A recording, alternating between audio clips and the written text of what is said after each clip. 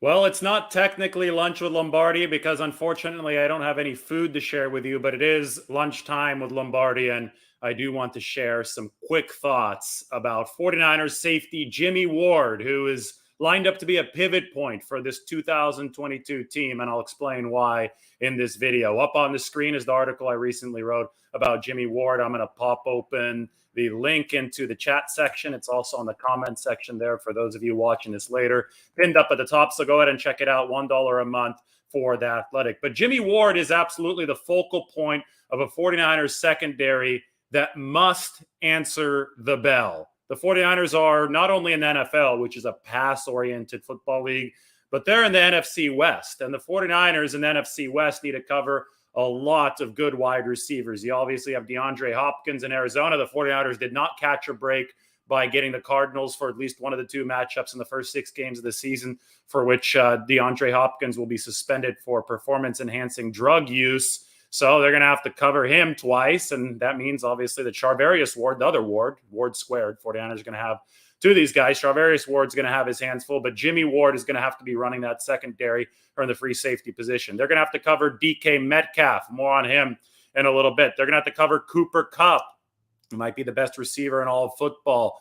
I mean, this is a good stacked NFC West, and the 49ers do need an alpha dog or alpha dogs in the secondary to be able to match up mano a mano against some of these wide receivers. And for that, skill is needed, but attitude is also needed. And Jimmie Ward is embracing a villain role. He called himself a villain. He's cursing up at the podium. He's talking a lot of shit on social media. They need somebody in that villain role in the secondary for a job that needs an alpha dog. I'm not saying that Charvarius Ward, the 49ers' prized addition of free agency at the cornerback position, is not an alpha dog. I'm saying that you just have to have that attitude that's kind of, permeating through more than just the playing field. You need to have a little bit of that talk, and then you need to walk to back up the talk. And Jimmie Ward certainly is talking that talk right now. In fact, on the course of DK Metcalf, it was just last month that Jimmie Ward chose DK as one of his targets of shit talking. And I have it here in the article. Why don't we find it? Why don't we read the exact quote?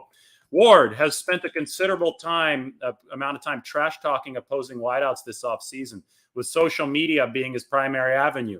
Last week, he flamed Antonio Brown. Last month, Ward promised on an Instagram Live that if given the chance, he'd shut down star Seahawks receiver DK Metcalf. The two previously had a particularly chippy matchup back in 2020.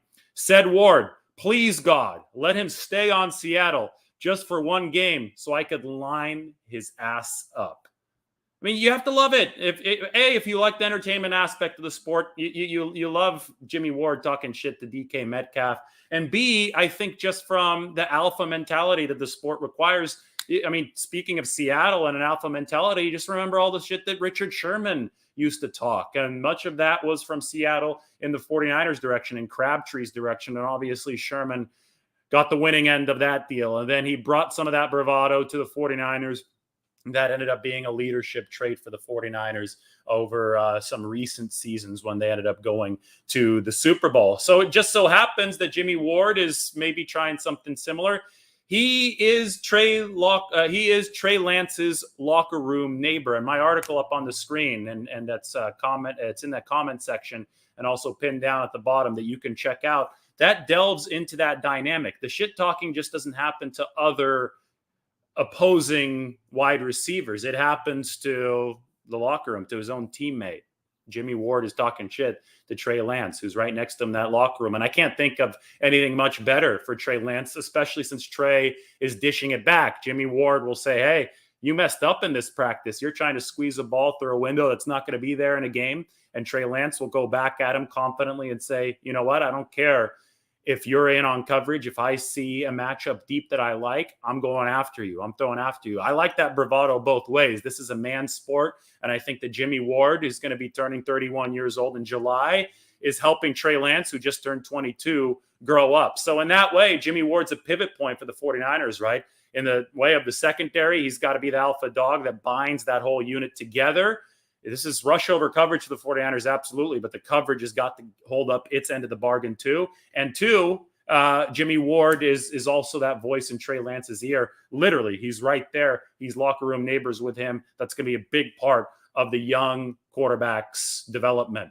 Jimmie Ward has proven that narratives can change, and I think this might be one of the key things to emphasize about him, because everybody is so reactionary these days. Everybody's so quick to hop on a player who has injury concerns in a violent sport. It just shows you who hasn't actually been involved with sports. If you understand football and you understand the nature of this game, you're going to realize that guys get hurt. You're going to realize that guys have bad luck. Well, Jimmie Ward had a lot of bad luck early in his career. 4 of his first 5 seasons in the NFL, Jimmy saw end on injured reserve.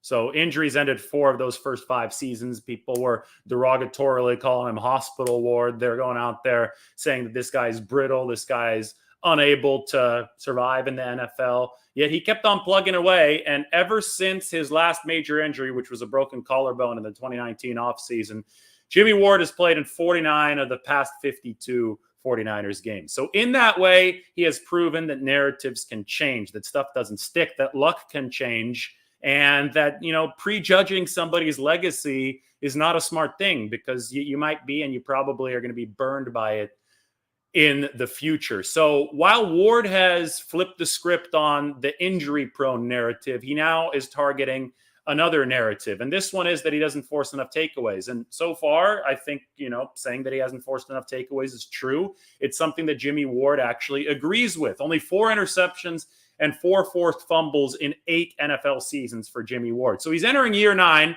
and we know that he's good at a lot of stuff. We know that the 49ers like his versatility.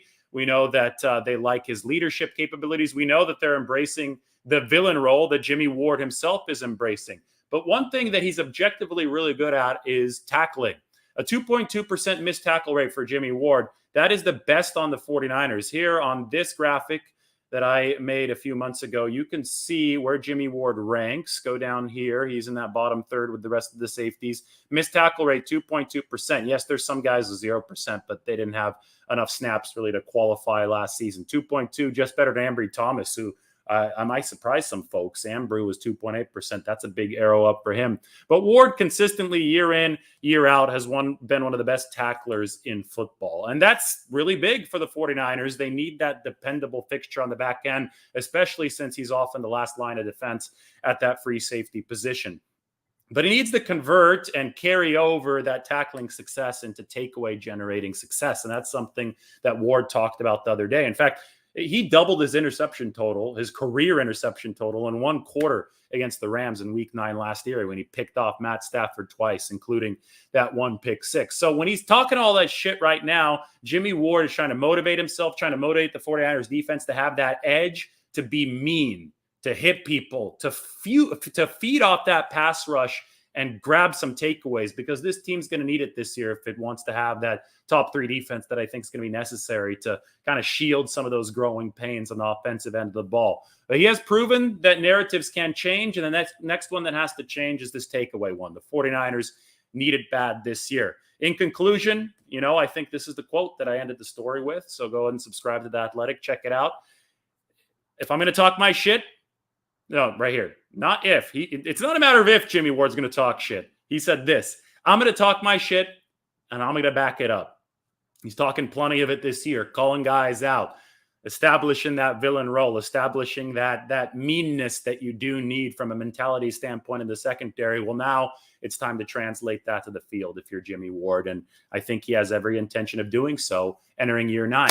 Check out the article, like the channel, subscribe to the channel, subscribe to The Athletic. Everybody have a great lunch. Next time I come on, maybe I'll have some food. No promises, but maybe In-N-Out burger for me today for lunch. All right. Thank you, guys. Everybody take care.